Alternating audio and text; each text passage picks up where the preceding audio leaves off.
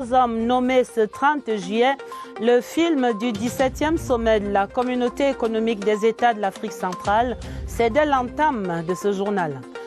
Décélération du développement dans la région du Nord-Ouest.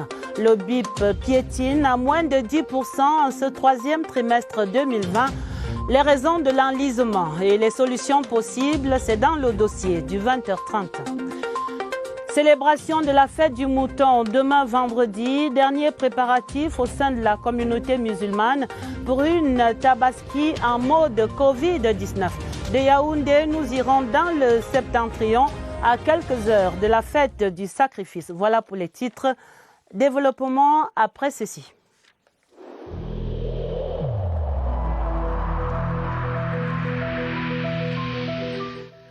Il est essentiel que les mesures qui ont été indiquées soient absolument respectées par chacun de nous.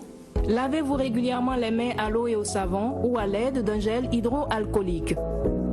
Restez à au moins 1 mètre de distance des autres personnes, surtout si elles toussent, éternuent ou ont de la fièvre. Si vous avez de la fièvre, de la toux ou des difficultés à respirer, consultez un médecin.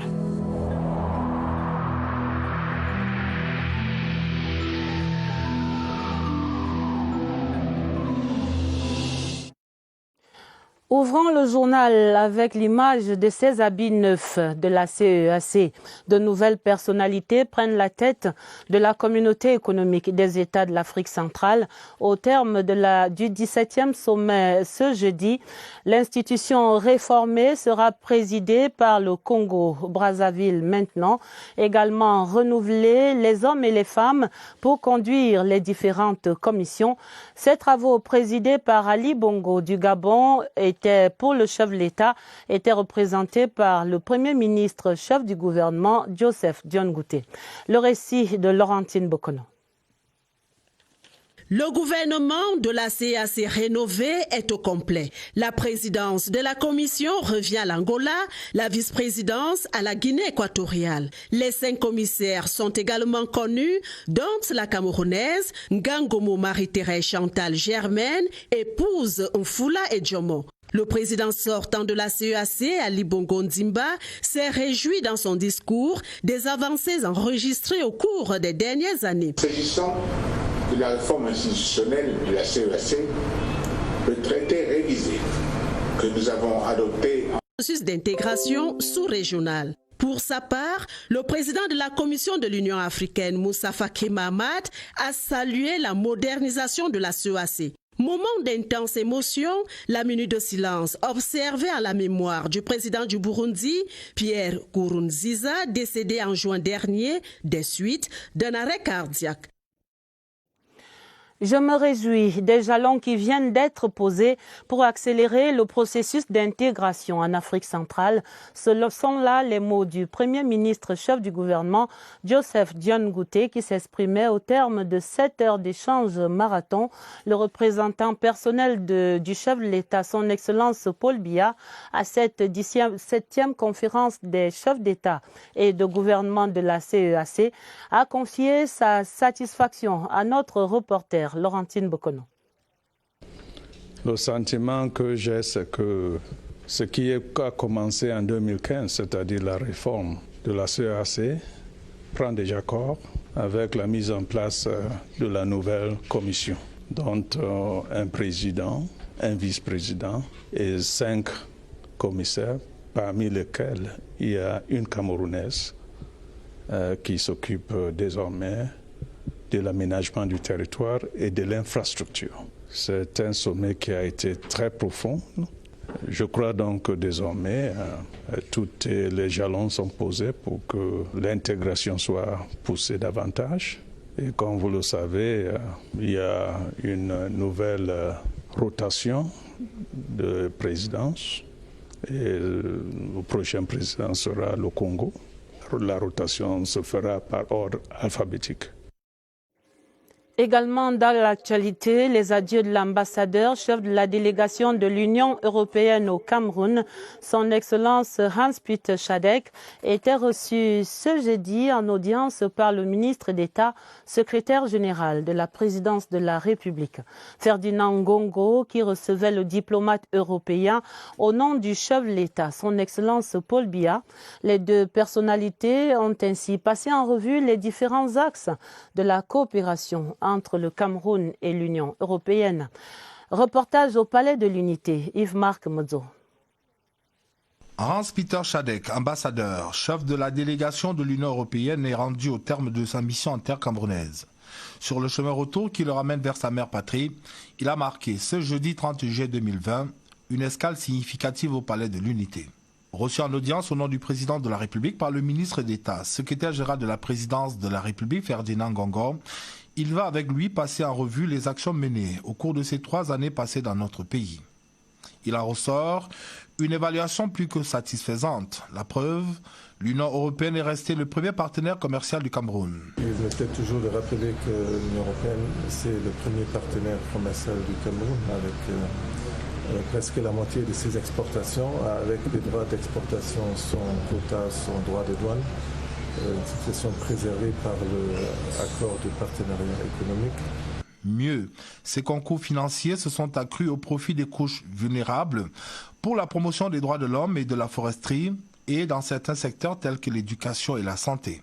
Nous travaillons donc avec le secteur privé et d'autres acteurs pour que les conditions d'investissement, le climat d'affaires soient incitatifs à plus d'investissement pour que des emplois soient créés. C'est donc habité par un légitime sentiment de fierté que le diplomate est reparti du Palais de l'Unité et bientôt sans doute du Cameroun. Et voici la 58e journée de la femme africaine. L'événement célébré le 31 juillet chaque année était ramené ce jeudi 30 juillet à cause de la Tabaski demain. Le ministre de la Promotion de la Femme et de la Famille, Marie-Thérèse Benaondoa, a présidé les activités à Yaoundé sous le thème « Femmes africaines et défis liés à la pandémie du coronavirus ». Je vous propose de l'entendre ici dans un extrait de son allocution sélectionné par Marlise Noambarga à Omo. La décennie de la femme africaine 2010-2020 tire à sa fin. Le bilan des actions menées pour atteindre les objectifs fixés est satisfaisant dans notre pays. Nous pouvons citer le renforcement du cadre juridique interne sur l'égalité des sexes et l'autonomisation des femmes, l'amélioration de l'accès des femmes à la prise de décision, l'amélioration de la santé de la mère et de l'enfant, l'amélioration de la scolarisation des jeunes filles sur l'ensemble du territoire national, la lutte contre les discriminations et les violences basées sur le genre, la promotion de l'entrepreneuriat féminin. Et il faut dire que du Cap au Caire, le quotidien de la femme africaine peut bien varier selon les pays. Mais tout comme ici au Cameroun, ces défis se résument généralement à la recherche de l'autonomisation, de l'accès à la terre, au crédit et puis au poste de responsabilité stratégique. Le regard de Agnès Solange à Bessolo. Porter leur désir vers un objectif élevé, un idéal commun pour toutes les femmes africaines aujourd'hui. Avec les programmes de coaching et de développement personnel de leadership, elles sortent progressivement d'une logique de victimisation à une logique de prise de conscience. Et dans les instances de décision, le mythe du plafond de verre semble derrière elles. Les femmes ont fini par comprendre qu'elles ont elles-mêmes la responsabilité de faire bouger les lignes. Pourtant, le chemin vers la victoire est encore semé d'embûches. Des goulots d'étranglement persistent au niveau de l'administration des biens, notamment l'accès à la propriété. Là où vous naissez, vous n'avez pas de terrain. Là où vous partez même en mariage, vous n'avez pas de terrain. Vous devenez donc un peu en l'air. L'héritage n'induit pas transfert de propriété, de l'usus, du fructus et de l'abusus. Des verrous socioculturels qui pèsent encore fort sur les comportements, rendant ainsi difficile l'accès au financement. Lorsqu'elle va à la banque, on lui demande le titre foncier. Il faudrait bien qu'elle produise ce titre foncier. Et sans argent, ça devient compliqué d'opposer des actes de manière indépendante. Il va être difficile qu'elle gouverne, n'est-ce pas, avec sérénité. Qu'elle soit autonome, Il faut le renforcement de capacité, les financements. Dans ce combat, les défis restent importants, les plaidoyers encore intenses pour des lendemains meilleurs. Reparlons des conclusions du conseil de cabinet d'hier à l'immeuble Étoile. Arrêt ce soir sur la construction de la section urbaine de l'autoroute Yaoundé-Nsimalène. Le Premier ministre chef du gouvernement, Joseph Dione Ngouté, a bien instruit les deux ministres de l'économie et des finances d'accélérer la mise en place des financements pour parachever cette section, et c'est là un projet qui va changer positivement la physionomie de la capitale Yaoundé. Évaluons à présent ce qui reste à faire avec Séverin Legambélé. Le rêve est permis. Le rêve de voir une infrastructure routière moderne relier l'aéroport international Yaoundé-Simalène à la sous-préfecture de Tinga. On l'a appris au sortir du conseil de cabinet de juillet. La première partie des travaux est bouclée. La section Ras-Campagne, je pourrais dire que nous sommes rendus presque à la fin, parce qu'on est en train de mettre la couche de roulement. Dans le projet, il y a en vue la création des pôles agricoles et logistiques, ainsi qu'un aménagement paysager. Les prestations que nous réalisons consistent à conférer le maximum de sécurité à cette route. Donc la Maïtio construit un mur anti-bruit, mais qui est végétal. Pour les travaux sur la deuxième section, la section urbaine qui va du quartier Ahala à la sous-préfecture de Yaoundé 2e, il y a encore des conditions préalables à satisfaire. Les études ont été menées par 3 entreprises et il s'agissait maintenant de trouver le financement. Malgré l'environnement sanitaire qui plombe un peu les ressources et même la stratégie nationale de recherche de financement, nous avons eu le soutien du Premier ministre du gouvernement. À ces préalables, il faut ajouter les indemnisations et le déplacement des réseaux concessionnaires.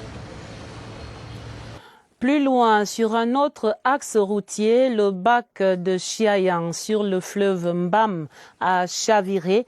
Le ministre des Travaux publics est descendu sur le site ce jeudi. Il a rassuré les populations de ce département du Mbam et Inubu. Emmanuel Nganou Djoumessi annonce en effet la remise en service de ce bac de traversée dans 30 jours. Chose vue et entendue à Chiayang avec Rodrigue Bertrand-Tueno. Depuis le 19 juillet, le bar de franchissement du fleuve Mbam entre les arrondissements de Ndek et de Komyambeta gît par plus de 10 mètres de profondeur. La détresse des populations est parvenue au sommet de l'État. Nous sommes venus déjà apprécier la situation créée par le chavirement de ce bar. D'ordre de Monsieur le Président de la République, nous avons déjà un bac qui va y être installé d'ici une trentaine de jours. Nous avons demandé qu'il y ait aussi des aménagements d'ordre socio-économique concernant les accès et les éventuelles installations de marché pour que les productions agricoles soient mieux exposées. Une équipe d'enquête sur le chavirement du bar a été créée. Le chantier de construction du pont et des voies de desserte pour tourner le dos au bac a été visité et au cours de la réunion qui a clos la visite, les remerciements ont été adressés au chef de l'État pour sa prompte réaction. L'actualité en vitrine dans nos régions, le Nord-Ouest a mal à ses projets 2020. En cette fin du mois de juillet, le budget d'investissement public affiche un taux d'exécution de moins de 10%, 9,47% exactement. Sur les 559 projets attribués au Nord-Ouest, 40 seulement sont achevés à ce jour. Qu'est-ce qui coince donc? Voici les explications de Valentin Kouadeu à Bamenda. La première difficulté à laquelle font face les entrepreneurs est l'acheminement du matériel dans les différents chantiers. Et pour cause, le mauvais état des routes. Dans la Goma maintenant, on a le problème de route. Toutes les routes sont bloquées, à la côté du Bouy, côté du Fundon et côté du Menchou. Parmi le lot d'entraves, on pourrait ajouter la crise sociopolitique que traverse la région du Nord-Ouest. L'État est dans une situation très difficile financière. Et c'est ça qu'on a résolu, qu'il faut que l'État priorise le paiement des factures des hommes d'affaires dans la zone du Nord-Ouest et Sud-Ouest. Et je peux achever pour dire que il y a notre ancien problème de crise, qu'il y a d'insécurité dans la zone. Et puis enfin les raisons politiques, notamment la transition des nouveaux exécutifs communaux. En dépit de ces problèmes, les différents responsables comptent entamer le prochain trimestre avec beaucoup plus d'optimisme.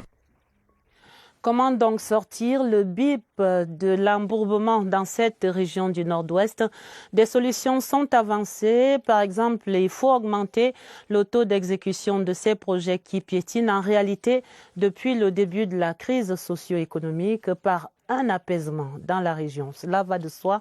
Et au-delà des espoirs nés du plan présidentiel de reconstruction et de développement, il faut bien relancer le BIP 2020. Voici quelques pistes évoquées ici par Laurent Chisogbe.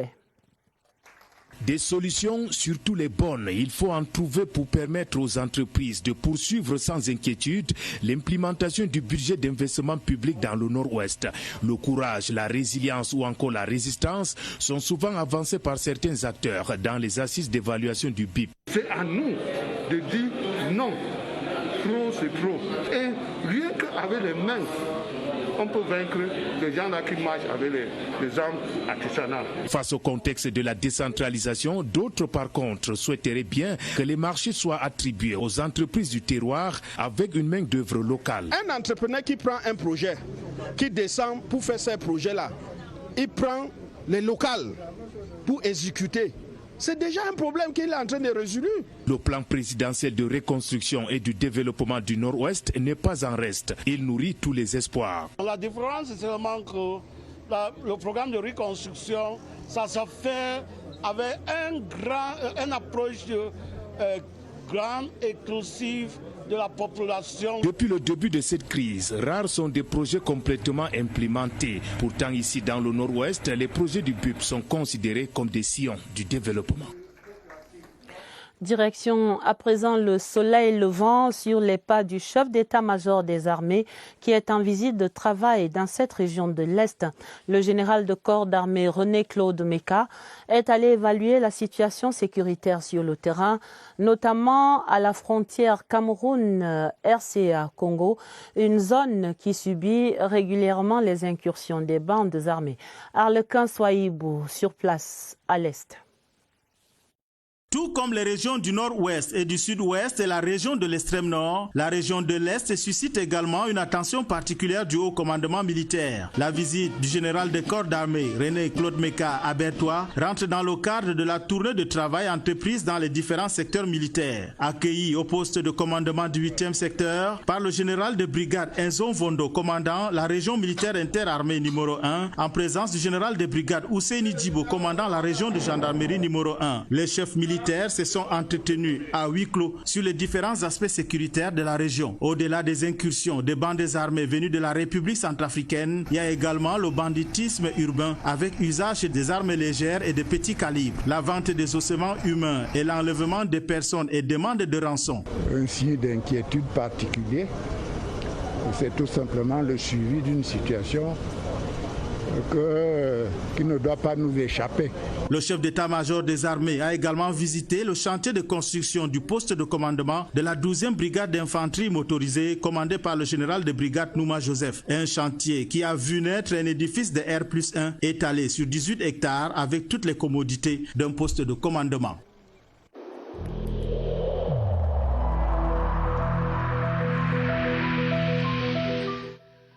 Le port du masque dans l'espace public restera obligatoire jusqu'à nouvel ordre.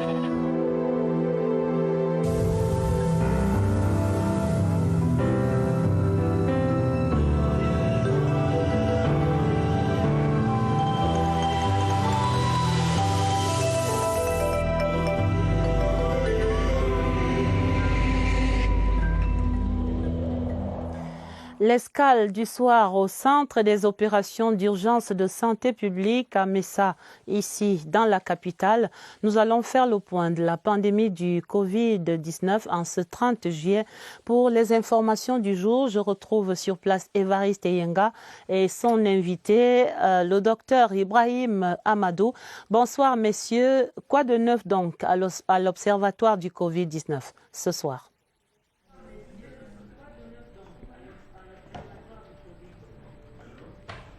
Bonsoir Adèle, il était exclusif le message du point de presse délivré ce soir par le docteur Fané Mahamat en représentation du ministre de la Santé publique. Ce message est en fait une invite à l'adresse de la communauté musulmane qui célèbre demain la fête du sacrifice. Ce message invite donc cette communauté à poursuivre sa discipline de notoriété pendant la célébration de la fête de la Tabaski qui est prévue demain. On en reparle avec une voix autorisée, vous l'avez annoncé tout à l'heure Adèle, le docteur Ibrahima Amadou. Bonsoir. Bonsoir. Nous avons convoqué surtout votre expertise de pharmacien, biologiste appartenant à cette communauté. Merci d'avoir accepté l'invitation. Dites, quelles sont les précautions à prendre demain, avant et pendant la prière? Déjà, la communauté musulmane va célébrer la fête dans le contexte du coronavirus. Alors, on sait que la prière est un point essentiel pendant la fête. Et qui dit prière dit regroupement des personnes. Il est donc important de respecter les mesures barrières pour éviter la propagation du virus. Avant d'aller à la mosquée, il faut aller avec les masques. Il faut également préparer son tapis de prière individuel. Et avant d'entrer, il faut se laver correctement les mains. Une fois à l'intérieur, il va falloir respecter la distanciation. Et après la prière, il faut rentrer immédiatement. Et on rappelle que les personnes à risque doivent éviter d'effectuer les déplacements. Et nous comptons sur les imams, les responsables des mosquées pour sensibiliser davantage la population à respecter ces mesures barrières-là. Vous le faites déjà si bien, docteur. Dites, après la prière, il y a la célébration. C'est un moment où l'on se lâche un peu. Là aussi, il y a des attitudes qui sont recommandées. Lesquelles? Tout à fait. On sait que l'islam recommande, après la prière, d'aller rendre visite aux parents et amis. Et on sait également que l'islam privilégie la préservation de la vie. Et de ce fait, pour ce qui est de la fête de demain, il est donc recommandé de ne pas effectuer les déplacements. Et s'il arrive qu'on doit nécessairement se déplacer, alors on ne doit pas oublier nos masques, on doit se laver régulièrement les mains et surtout, à chaque fois, on doit respecter la distanciation. Merci, docteur, pour ces messages de sensibilisation, des messages, Adèle, qui ne sont pas valables que demain, lors de la célébration de cette fête du sacrifice, mais valables lors de tous les autres grands regroupements de cette communauté. À vous le plateau.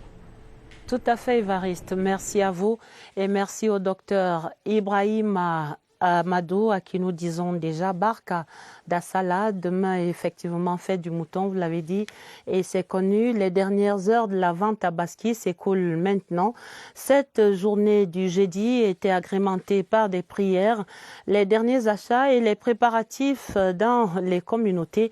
Illustration ici à Yaoundé dans ce portrait croisé d'un imam, d'une femme au foyer et d'un commissaire de police, des fidèles musulmans rencontrés ce jeudi par Daniel Menanga.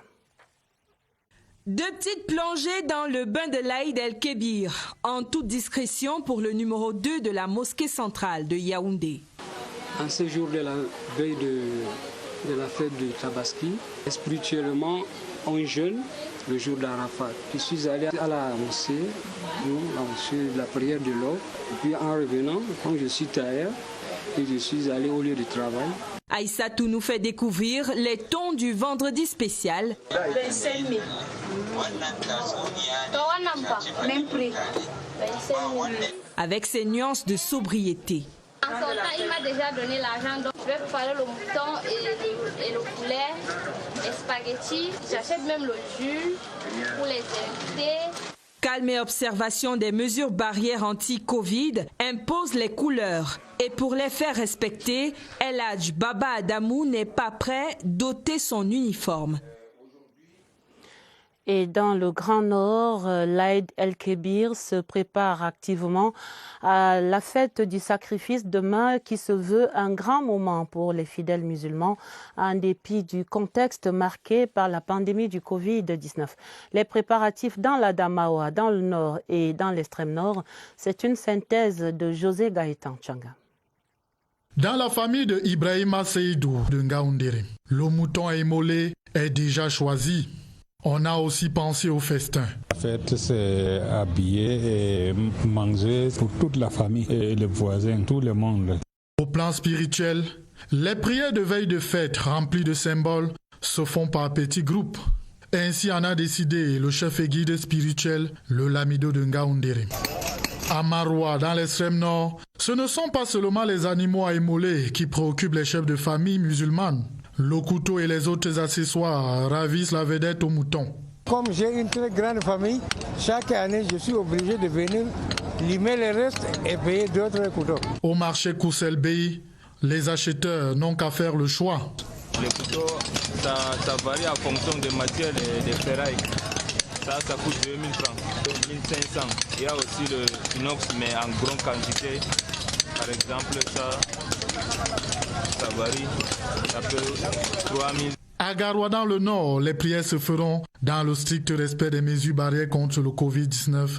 Ainsi en a instruit le Lamido de Garoua, Sa Majesté Alim Garga Ayatou. Allons à présent dans la région du Sud pour entendre cet autre son de cloche. Vous êtes une génération privilégiée. Vous avez le devoir de donner à l'Afrique une place de choix dans le concert des nations avec le gisement d'opportunités infinies du numérique. C'est là l'exhortation du directeur général de la CRTV ce jeudi aux jeunes étudiants de l'École supérieure internationale de génie numérique de l'Université inter-État Congo-Cameroun. C'est à Saint-Mélima. Charles Ndongo y donnait une conférence à l'occasion de la fin du premier semestre de cette institution. Un moment de qualité suivi par Charles Abossolo Oba. C'est un moment privilégié qu'ils attendaient avec impatience. Clôturer leur premier semestre de formation avec un prestigieux guest speaker, le directeur général de la CRTV, Charles Ndongo. Un puits intarissable qui a fait parler sa longue expérience professionnelle et managériale pour inspirer une ambition entrepreneuriale chez ces jeunes Congolais et Camerounais dans l'immense champ d'opportunités du numérique. C'est à vous de rattraper des décennies de retard. C'est à vous de reluire l'image de notre continent. C'est à vous de restaurer l'honneur perdu du berceau de l'humanité, source de la sagesse universelle. Vous le pouvez, vous le devez.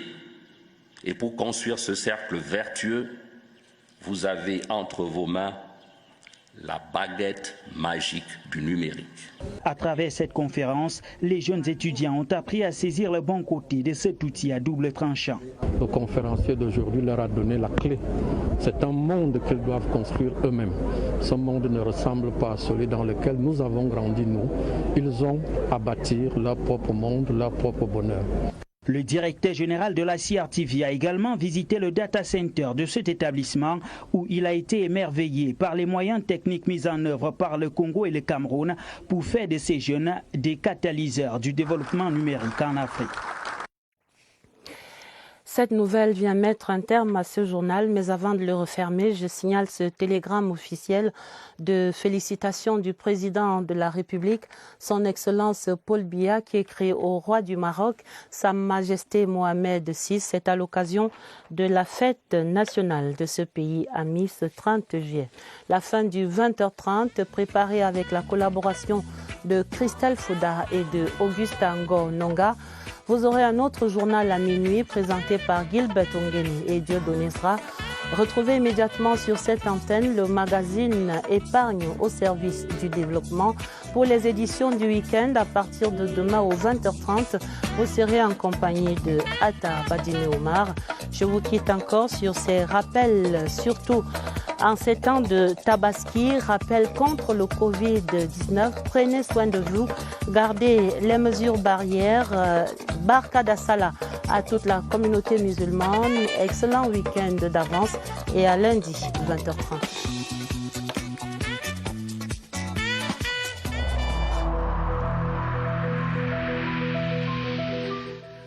Évitons de stigmatiser ceux qui sont atteints par la maladie.